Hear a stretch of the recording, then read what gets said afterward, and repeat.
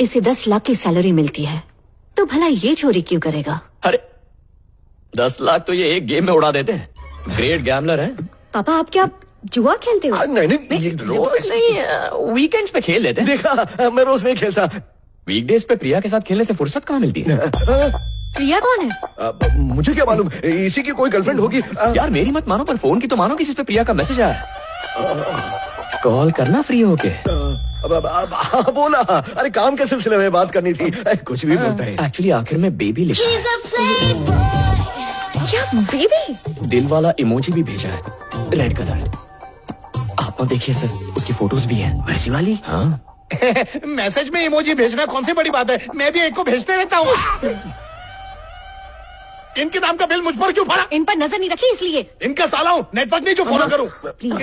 मैं तो ठरकी नहीं हूँ, ठरकी तो जीजा है। अब जीजा ठरकी है तो मैं क्यों मार खाऊं? अगर तुम्हारा तलाक नहीं करा तो मैं अपनी दीदी का भाई नहीं। देख लिया सर आपका फोन। बंडू ने उनकी असलियत दिखा दी, इसलिए मुंह छुपा के भाग गए। अच्छा, तुम बड़े महर्षि हो ना, मेरे बारे में बताओ। बताने को कुछ होगा तो बता देगा। तुम चलो। पापा। हाँ? तुम बताओ।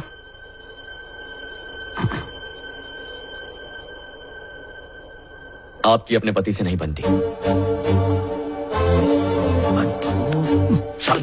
पापा, तुम्हें कैसे पता? आपको अपने कमरे का दरवाजा बंद करते देखा, मैं तभी समझ गया। बंटू वो दोनों पति पत्नी हैं, वो दरवाजा बंद करें या ना करें ये उनकी मर्जी है। शादी का नया जोड़ा दरवाजा इसलिए बंद करता है क्योंकि उन्हें प्यार की बातें करनी होती है। शादी के 25 साल बाद दरवाजा बंद होता है ताकि किसी को पति पत्नी के बीच की तकरार न दिख जाए। 6 बजते ही वो सारे काम छोड़कर घर आ जाते हैं। इससे साबित होता है वो काम से ज्यादा परिवार को जरूरी समझते हैं। सबको खुश रखने के लिए दिन रात वही तड़पता है जिसने कभी सबका दिल दुखाया हो। तुम कहना क्या चाहते हो?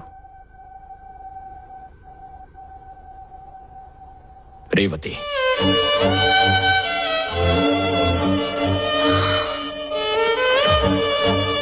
सात साल पहले सेक्रेटरी की जॉब पर लगी थी, लेकिन महीने भर में ही उसने रिजाइन किया। क्यों किया? ये बात इस घर में सब जानते हैं, पर अनजान बनने का झूठा नाटक करते हैं। आपके पापा भी।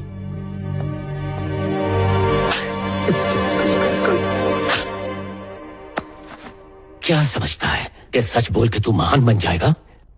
बच्चे जब खाना नहीं खाते तो माँ झूठी कहानी सुना के उन्हें खिलाती है, तो वो झूठी बन गई।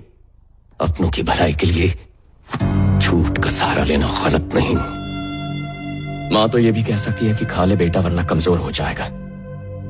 झूठ बोलने की जरूरत नहीं है।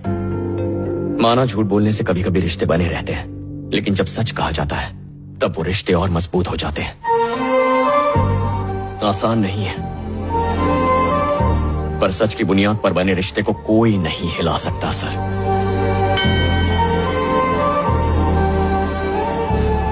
5 बज गए, मेरी आज की ड्यूटी खत्म हो गई। ये एपिसोड खत्म हुआ या अगला भाग कल देखने मिलेगा? जा घर जाओ। ठीक है, see you sir. See you ma'am. Sudhir कच्चा खिलाड़ी है, पहले ही अम्मू से हार चुका है। वो तो जोरावर के इशारों पे चलने वाला एक छोटा सा प्यादा है। जोरावर अकेला ही कंपनी के लाख का 12 कर देगा। जोरावर बहुत खतरनाक है।